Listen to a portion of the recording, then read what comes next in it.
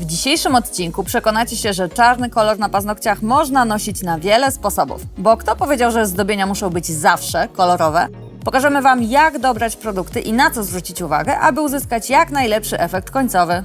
Nazywam się Magda, a to jest kanał dedykowany stylizacji paznokci. Dzisiaj z nami Katarzyna Wojczak. Cześć! Maestro od czarnej roboty prosto z Łodzi z centrali. Kasia przygotowała dla nas 4 zdobienia, gdzie pierwsze jest najłatwiejsze, czwarte jest najtrudniejsze. Nie przedłużając, zaczynamy. Czas, start! Zdobienia, które dzisiaj prezentujemy, można nosić na wiele sposobów. Do neonów, do subtelnych pasteli, do głębokich wiśni, na jednym paznokciu, na 2, na 5, jak kto życzy. Dobrze jest mieć w ofercie takie szybkie czarno-białe zdobienie, dlatego że ono jest absolutnie uniwersalne i jak klientka chciałaby jakieś zdobienie, ale sama nie wie jakie, to jest właśnie dobry pomysł. Czarno-biały geometrik. Zaczynamy! Przy wszystkich zdobieniach będziemy pracować naprzemiennie takimi produktami jak Mr. White, Mr. Black, Arte Brillante White oraz Black Poison. Zdobienia na paznokciach wykonamy niezawodnym pędzelkiem Master Nail Art 007 oraz Aquarel Stingiem. Do przygotowania szkicu pod jedno zdobienie przyda się ołówek i buffer o gradacji 220×280, żeby zmatowić paznokieć. Zatem do dzieła! Nakładamy jedną warstwę Mr. Blacka i utwardzamy. Używając białego żelu Arte Brillante i pędzelka 7, dzielimy paznokieć równo na pół i każdą połówkę jeszcze raz na pół. Linię prowadzimy wolno. Nikt nas nie pogania, nigdzie się nam nie spieszy. Utwardzamy, ale nie z obawy, że żel mógłby się rozlać. Chodzi po prostu o to, że jeżeli coś świetnie wyszło, to lepiej na wszelki wypadek to utwardzić. Nie ma nic bardziej irytującego niż zepsuć własną dobrą pracę, tylko dlatego, że nie chciało nam się poświęcić kilku sekund na przymrożenie. Teraz będziemy malować skośne linie przez całą długość tipsa. Po pierwsze, trzeba uzbroić się w cierpliwość i oszczędnie oddychać. Po drugie, zwróćmy szczególną uwagę na to, aby każda kolejna linia, którą namalujemy, była równoległa względem już tych istniejących. Pilnujemy również tego, aby odległości między liniami były w miarę symetryczne. Utwardzamy. Pora wykonać ostatnią część zdobienia. Malujemy linię w środkowej części tipsa od lewej do prawej, prowadząc pędzelek tym razem od dołu do góry. Tutaj nie musimy się koncentrować na równoległości. Wystarczy, że linie będą się zaczynać i kończyć na równi z już istniejącymi liniami, a wtedy ta równoległość w zasadzie sama nam wyjdzie. Nakładamy Tip Topa, który jest bestsellerem w kategorii lakierów hybrydowych, topów nawierzchniowych bez dyspersji. Pamiętamy o tym, że po wyciągnięciu ręki z lampy poczekajmy 10-15 sekund, zanim dotkniemy powierzchni. Voilà! Koniec zdobienia. Nakładamy Whiteamin Base na całą płytkę i utwardzamy. Dzielimy tipsa w proporcji 1/3 do 2/3 w pionie i to będzie nasza oś zdobienia. Dokładamy cieniutką linię, zaczynając od lewego górnego rogu i oto naszym oczom ukazał się trójkąt. Wypełniamy kontur, korzystając z nieco grubszego pędzelka Aquarel Sting, a ta piękna czerń, która posłużyła i do konturu, i do wypełnienia, to żel Arte Brillante, nasz sprzymierzeniec do zdobień. Po drugiej stronie malujemy linię, prowadząc ją mniej więcej do 1/3 wysokości tipsa i powstałą bryłę wypełniamy. Czyścimy pędzelek i przerzucamy się na biały kolor. Wykonujemy linię pilnując tego, aby były równoległe względem istniejących boków. Wypełniamy je nieco grubszym pędzelkiem. Aby odciąć białe zdobienie od mlecznej powierzchni, malujemy czarne linie. Aby uzyskać matowe wykończenie, nakładamy supermat i utwardzamy go przez 30 sekund. Dodajemy wisienkę na torcie, błyszczący akcent w postaci żelu mousse Prosecco.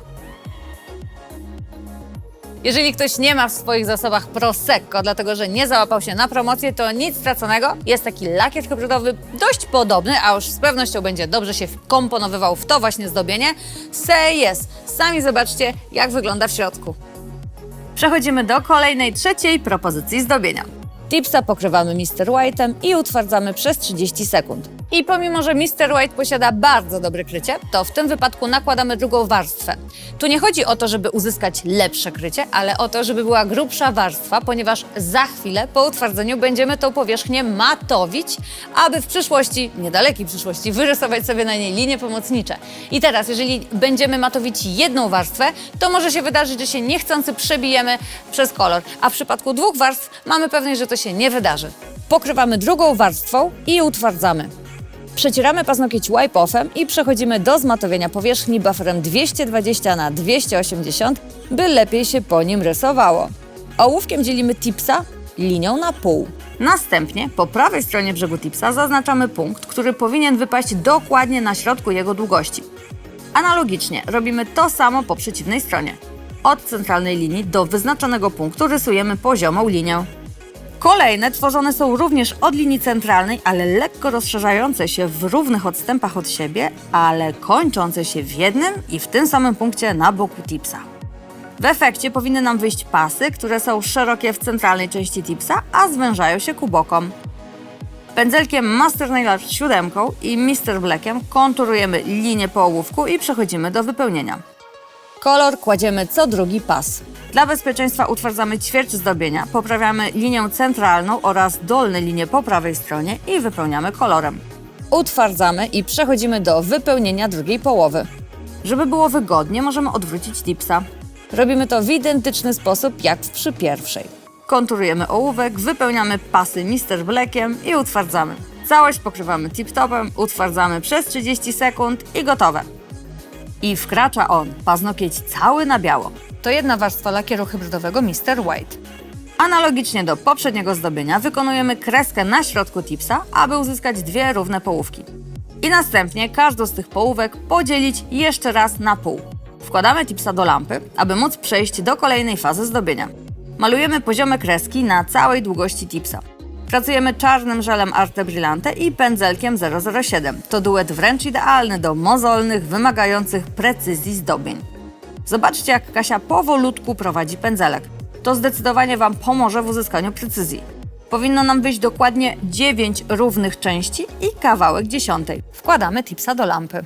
W ten sposób uzyskaliśmy kratkę, która jest liniami pomocniczymi do kolejnej fazy zdobienia.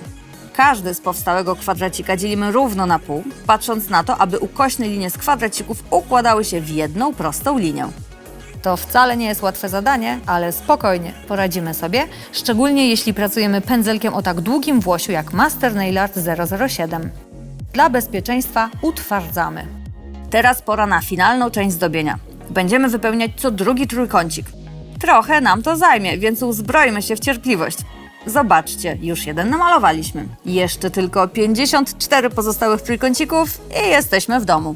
I mogłoby się wydawać, że takie zdobienia to lepiej jest kupić naklejkę, nakleić i mieć z dyni. No właśnie nie, kochani, bo dzięki takim precyzyjnym, mozolnym, trudnym ćwiczeniom będziemy każdego dnia coraz lepsi. Poza tym wyobraźcie sobie ten podziw w oczach klientki, kiedy zobaczy idealnie symetryczne zdobienia i będzie pewna, że to jest naklejka, a ty wtedy powiesz, nie, kochana, ja sama zrobiłam. 53, 54, 55 i voilà, gotowe. Zabezpieczamy tip-topem.